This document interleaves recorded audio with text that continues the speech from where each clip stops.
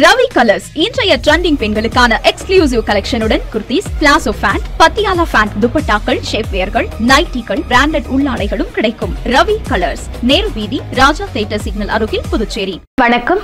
முக்கிய செய்திகள். புதுச்சேரியில் 1 கோடி ரூபாய் மதிப்பிலான போலி மாத்திரைகள் பறிமுதல். மத்திய மருந்துகள் தர ஆய்வு அமைப்பு அதிரடி. புதுச்சேரியின் 3 கடற்கரைகளில் 16 மடங்கு பாக்டீரியாக்கள் அதிகரிப்பு. பல்வேறு நோய்கள் ஏற்படும் அபாயம் உள்ளதாக அதிர்ச்சி தகவல்.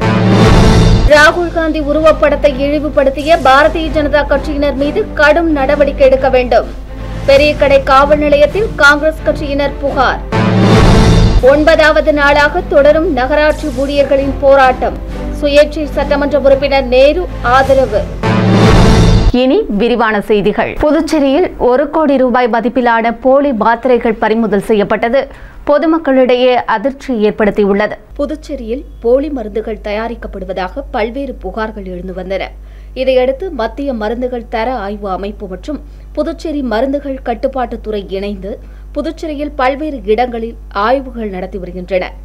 மேட்டுப்பாளையம் தொழிற்சாலை வளாகத்தில் நள்ளிரவு 12 மணி வரை நடைபெற்ற சோதனையில் உரிமமின்றி 99,47,000 மதிப்பிலான போலி மாத்திரைகள் பதுக்கி வைக்கப்பட்டிருந்தது கண்டுபிடிக்கப்பட்டது. இந்த மாத்திரைகள் புதுவை பிச்சைவரன்பேட்டையைச் சேர்ந்த தனியார் நிறுவனத்திலிருந்து விற்பனை செய்யப்பட்டதாகவும் கண்டுபிடிக்கப்பட்டது.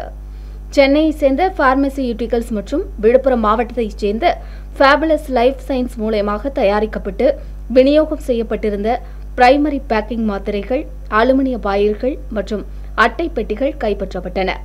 பறிமுதல் செய்யப்பட்ட ஆவணங்கள் அனைத்தும் புதுச்சேரி நீதிமன்றத்தில் ஒப்படைக்கப்பட உள்ளன. இந்த ஆய்வின் போது மத்திய மருந்துகள் தர ஆய்வு அமைப்பின் அதிகாரிகளான மருந்துகள் ஆய்வாளர்கள் சக்திவேல், தேவகிரி, புஷ்பராஜ், புதுச்சேரி மருந்துகள் கட்டுப்பாட்டுத்துறை ஆய்வாளர்கள் இந்துமதி, ஜெனிஃபர், அன்பரசி, கிராம நிர்வாக அதிகாரிகளான அன்பரசன், உமா மற்றும் காவல்துறை அதிகாரிகள் பலர் உடனிருந்தனர். புதுச்சேரி குருசுக்குப்பம், காளாப்பட்டு, தேங்காய் திட்டு கடற்கரைகளில் 16 மடங்கு பாக்டீரியாக்கள் அதிகரித்துள்ளதாக மாசு கட்டுப்பாட்டு வாரியம் சார்பில் பசுமை தீர்ப்பாயத்தில் அதிர்ச்சி அறிக்கை தாக்கல் செய்யப்பட்டுள்ளது. புதுச்சேரி கடலின் கரையோரம் கடந்த ஜூன் மாதம் கடலின் நிறம் இளஞ்சிவப்பாக மாறியிருந்தது. இந்நிலையில் அறிவியல் சுற்றுச்சூழல் துறை ஆய்வு செய்தபோது பாக்டீரியாக்கள் அதிக அளவு உற்பத்தியாகி இருந்தது கண்டறியப்பட்டது. இந்த பாக்டீரியாக்களால் வாந்தி, வயிற்றுப்போக்கு, காய்ச்சல் போன்ற நோய்கள் ஏற்படும் என தகவல்கள் வெளியாகின. இதுகுறித்த செய்தியின் அடிப்படையில் விசாரித்த தேசிய பசுமை தீர்ப்பாயத்தின் முதன்மை அமர்வு வழக்கை சென்னை தென்மண்டல அமர்வுக்கு மாற்றியது. தென்மண்டல பசுமை தீர்ப்பாய உத்தரவுப்படி புதுச்சேரி மாசு கட்டுப்பாட்டு குழும உறுப்பினர் செயலர் ரமேஷ் அறிக்கை தாக்கல் செய்துள்ளார். அந்த அறிக்கையில் புதுச்சேரியில் காளாப்பட்டு, குருசுக்குப்பம், தேங்காய் திட்டு கடற்கரையில் நீரின் தரம் ஆய்வு செய்யப்பட்டது என்றும் 100 மில்லிலிட்டர் நீரில் 100 MPN அளவு மலகோலிஃபார்ம் பாக்டீரியாக்கள் இருக்கலாம் என்றும், ஆனால் குருசுக்குப்பத்தில் 1600, தேங்காய் திட்டு, காளாப்பட்டில் 900 MPN மலகோலிஃபார்ம் பாக்டீரியாக்கள் இருப்பது தெரிய வந்துள்ளதாக தெரிவித்துள்ளார். இது இயல்பை விட 16 மடங்கு அதிகம் என்றும் அவர் குறிப்பிட்டுள்ளார். இதுகுறித்து புதுச்சேரி அரசின் பொதுப்பணித்துறை தலைமை பொறியாளருக்கு கடிதம் மூலம் தெரிவிக்கப்பட்டுள்ளது என்றும், கடந்த ஜூன் 11ஆம் தேதி பொதுப்பணித்துறை அமைச்சர் தலைமையில் உயர்நிலை கூட்டம் நடைபெற்றதாகவும் அவர் தெரிவித்துள்ளார். இதில் பாக்டீரியா அளவை குறைக்க கடலில் கழிவுநீர் கலப்பதை தடுக்க வேண்டும் என்றும், பாதாள சாக்கடை வசதி ஏற்படுத்தி கழிவுநீர் சுத்திகரிப்பு நிலையம் அமைக்க வேண்டுமென முடிவு செய்யப்பட்டு நடவடிக்கைகள் எடுக்கப்பட்டு வருவதாக தெரிவித்துள்ளார். லாஸ்பேட்டை, திப்ராயப்பேட்டை, கனகநேரி என 3 இடங்களில் கழிவுநீர் சுத்திகரிப்பு நிலையங்களில் கிருமிநாசினி செயல்முறை மேற்கொள்ளப்படுவதாகவும் அவர் தெரிவித்துள்ளார். புதுச்சேரியில் அனைத்து பகுதிகளிலும் பாதாள சாக்கடை பணிகள் இந்த மாதத்திலேயே முடிக்கப்படும் என்று எதிர்பார்க்கப்படுவதாகவும் அவர் தெரிவித்துள்ளார். ராகுல் காந்தி உருவப்படத்தை இழிவுபடுத்திய பாரதிய ஜனதா கட்சியினர் மீது ஜாமீனில் வெளியே வர முடியாத பிரிவின் கீழ் வழக்கு பதிவு செய்ய வேண்டுமென புதுச்சேரி காங்கிரஸ் கட்சியினர் பெரியகடை காவல் நிலையத்தில் புகார் அளித்துள்ளனர். பிரதமர் நரேந்திர மோடி மற்றும் அவரது தாய் குறித்து சர்ச்சையான கருத்துக்களை காங்கிரஸ் கட்சியின் MP ராகுல் காந்தி தெரிவித்ததாக கூறி புதுச்சேரி மாநில பாரதிய ஜனதா கட்சியினர் காங்கிரஸ் கட்சி அலுவலகத்தை முற்றுகையிட முயன்றனர். அப்போது போராட்டத்தில் ஈடுபட்டவர்கள் காங்கிரஸ் கட்சியின் MP ராகுல் காந்தியின் உருவப்படத்தை தீயிட்டு எரித்தும் செருப்பால் அடித்தும் தங்களது எதிர்ப்பை தெரிவித்தனர். இந்நிலையில் ராகுல் காந்தியின் உருவப்படத்தை அவமதித்ததற்கு எதிர்ப்பு தெரிவித்து காங்கிரஸ் கட்சியின் துணைத் தலைவர் அனந்தராமன் தலைமையில் காங்கிரஸ் கட்சியின் சட்டமன்ற கட்சித் தலைவர் வைத்தியநாதன் உள்ளிட்ட நிர்வாகிகள் பெரியகடை காவல் நிலையத்தில் ஆய்வாளர் ஜெயசங்கரிடம் புகார் அளித்தனர். மேலும் ராகுல் காந்தியின் உருவப்படத்தை அவமதித்தவர்கள் மீது ஜாமீனில் வெளியே வர முடியாத பிரிவின் கீழ் வழக்கு பதிவு செய்ய வேண்டுமெனவும், நடவடிக்கை எடுக்கவில்லை என்றால் காங்கிரஸ் கட்சி சார்பில் காவல்துறையை கண்டித்து மிகப்பெரிய அளவில் ஆர்ப்பாட்டம் நடத்தப்படும் எனவும் எச்சரிக்கை விடுத்தனர். நிகழ்ச்சியின் போது காங்கிரஸ் மூத்த துணைத் தலைவர் தேவதாஸ், பொதுச் செயலாளர் இளையராஜா, வழக்கறிஞர் பிரிவு தலைவர் மருது பாண்டியன், டாக்டர் விஜயகுமாரி மற்றும் வட்டார காங்கிரஸ் தலைவர்கள், காங்கிரஸ் கட்சியின் அமைப்பு தலைவர்கள் உடனிருந்தனர். 9வது நாளாக நடைபெறும் நகராட்சி ஊழியர்களின் தொடர் போராட்டத்திற்கு சுயேட்சை சட்டமன்ற உறுப்பினர் நேரு ஆதரவு தெரிவித்துள்ளார். புதுச்சேரி நகராட்சி கொம்யூன் ஊழியர்கள் கூட்டு போராட்டக் குழுவினர் உள்ளாட்சித்துறை முன்பு பல்வேறு கோரிக்கைகளை வலியுறுத்தி காத்திருப்பு போராட்டம் நடத்தி வருகின்றனர். இந்த போராட்டம் 9வது நாளாக தொடர்ந்து நடைபெறும் நிலையில் ஊழியர்களின் கோரிக்கைகளுக்கு ஆதரவு அளிக்கும் வகையில் உருளையன்பேட்டை தொகுதி சுயேட்சை சட்டமன்ற உறுப்பினர் நேரு போராட்ட களத்திற்கு சென்றார். போராட்டம் நடத்திய ஊழியர்களுக்கு ஆதரவு தெரிவித்து அவர் பேசுகையில், ஊழியர்களின் கோரிக்கைகளை முதலமைச்சர், உள்ளாட்சித்துறை செயலர், துறை இயக்குநரிடம் தெரிவித்து சுமூக முடிவு ஏற்படுத்தி தருவதாக ஊழியர்களிடம் உறுதியளித்தார். புதுச்சேரி அரசின் இளநிலை வழக்கறிஞர்களுக்கு மாதாந்திர உதவித்தொகையை சட்டசபை வளாகத்தில் முதலமைச்சர் ரங்கசாமி வழங்கினார். புதுச்சேரி முதலமைச்சர் ரங்கசாமி அரசு பொறுப்பேற்ற பிறகு புதுச்சேரி சட்டத்துறையானது இளநிலை வழக்கறிஞர்களுக்கு புதுச்சேரி அரசின் இளநிலை வழக்கறிஞர்கள் திட்ட விதிகளின் கீழ் வழக்கறிஞர் ஒருவருக்கு மாதாந்திர உதவித்தொகையாக 5000 ரூபாய் வீதம் கடந்த 2 ஆண்டுகளாக வழங்கி வருகிறது. இந்த நிதி உதவியை பெறுவதற்கு வழக்கறிஞர்கள் 30 வயதுக்குள் இருக்க வேண்டும். புதுச்சேரி டாக்டர் அம்பேத்கர் அரசு சட்டக் கல்லூரியில் சட்டப்படிப்பில் பட்டம் பெற்று புதுச்சேரியில் வழக்கறிஞர்களாக இருக்க வேண்டும். ஆண்டு வருமானம் 2 லட்சத்திற்கு மிகாமல் இருக்க வேண்டும். இந்த நிபந்தனைகளை உள்ளடக்கிய வழக்கறிஞர்கள் இந்த உதவித்தொகையை பெறுவதற்கு தகுதியுடையவர்கள் என்பது குறிப்பிடத்தக்கது. இந்த திட்டத்தின் கீழ் முதல் முறையாக 42 இளநிலை வழக்கறிஞர்களுக்கு உதவித்தொகை வழங்கப்பட்டது. சட்டசபை வளாகத்தில் முதலமைச்சர் ரங்கசாமி முன்னிலையில் இளநிலை வழக்கறிஞர்களுக்கு உதவித்தொகை வழங்கப்பட்டது. நிகழ்ச்சியின் போது அமைச்சர் லட்சுமி நாராயணன், சட்டச் செயலர் கேசவன், சட்ட சார்பு செயலர் ஜானஸ் ரஃபி என்கிற ஜான்சி, சங்க தலைவர் ரமேஷ், செயலாளர் நாராயணகுமார் ஆகியோர் உடனிருந்தனர். லாஸ்பேட்டை தொகுதியில் சிமெண்ட் சாலை அமைப்பது குறித்து அதிகாரிகளுடன் தொகுதியின் சட்டமன்ற உறுப்பினர் வைத்தியநாதன் நேரில் ஆய்வு மேற்கொண்டார்.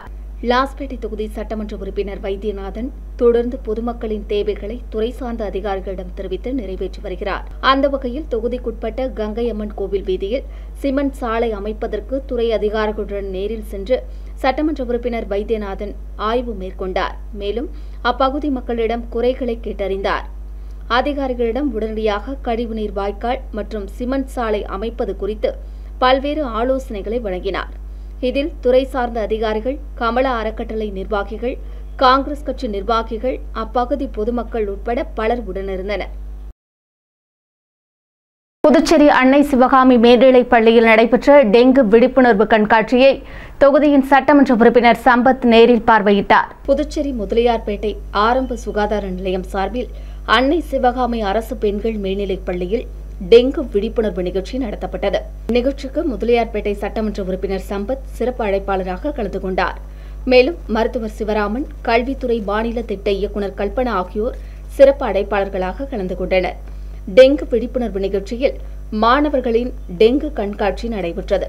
அதைத் தொடர்ந்து கோலப் போட்டி, ஓவியப் போட்டி போன்ற போட்டிகள் நடத்தப்பட்டன. டெங்கு நோயிலிருந்து எப்படி நம்மை பாதுகாப்பது, கொசு உற்பத்தியை எவ்வாறு தடுப்பது மற்றும் அவற்றை மக்களிடையே விழிப்புணர்வு ஏற்படுத்தி டெங்கு இல்லாத புதுச்சேரியாக மாற்ற விழிப்புணர்வு ஏற்படுத்தப்பட்டது. விழிப்புணர்வு நிகழ்ச்சியில் 100க்கும் மேற்பட்ட மாணவர்கள் கலந்து கொண்டனர். போட்டியில் வெற்றி பெற்ற அனைவருக்கும் சிறப்பு அழைப்பாளர்கள் பரிசுகளை வழங்கி பாராட்டினர். நிகழ்ச்சியில் அன்னை சிவகாமி பள்ளி துணை முதல்வர் கலியமூர்த்தி வரவேற்றார். ஆரம்ப சுகாதார நிலையத்தின் மருத்துவர் சரண்யா நன்றி கூறினார். மருத்துவர் பாலாஜி, மலேரியா பிரிவின் தொழில்நுட்ப வல்லுநர்கள், சுகாதாரத்துறை ஊழியர்கள், ஆஷா பணியாளர்கள், பொதுமக்கள் பலர் கலந்து கொண்டனர். இதற்கான ஏற்பாடுகளை பள்ளியின் NSS ஆசிரியை சாந்தா, சுகாதார உதவி ஆய்வாளர் ஜானகிராமன், ரீட்டா சரவணன், சுகாதார ஆய்வாளர் ஸ்ரீதரன் மற்றும் பள்ளி மாணவர்கள், ஊழியர்கள் சிறப்பாக செய்திருந்தனர்.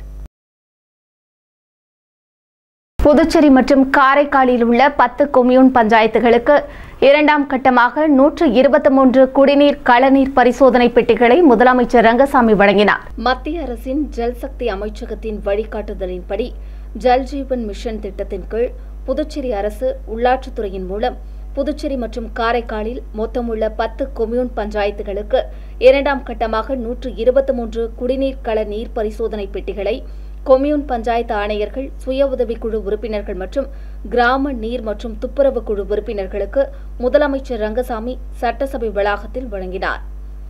குடிமைப்பொருள் வழங்கல் மற்றும் நுகர்வோர் விவகாரங்கள் துறை அமைச்சர் திருமுருகன், உள்ளாட்சித்துறை இயக்குநர் சக்திவேல், துணை இயக்குநர் சவுந்தரராஜன், உள்ளாட்சித்துறை செயற்பொறியாளர் நாகராஜன், ஜல்ஜீவன் மிஷன் ஒருங்கிணைப்பாளர் பாலமுருகன் ஆகியோர் இந்நிகழ்ச்சியின் போது உடனிருந்தனர்.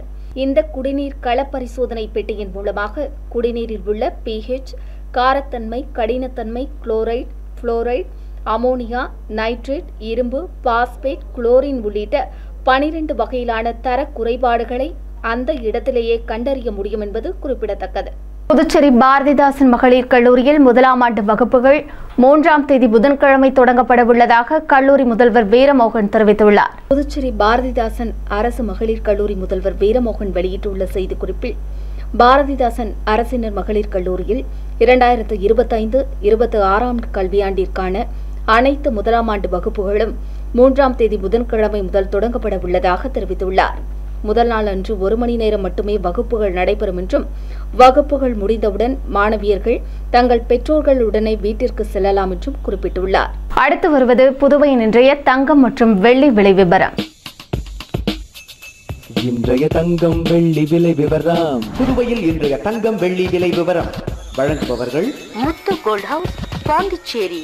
தங்கம் 1 கிராம் 9725 ரூபாய். இன்றைய தங்கம் வெள்ளி விலை விவரம்.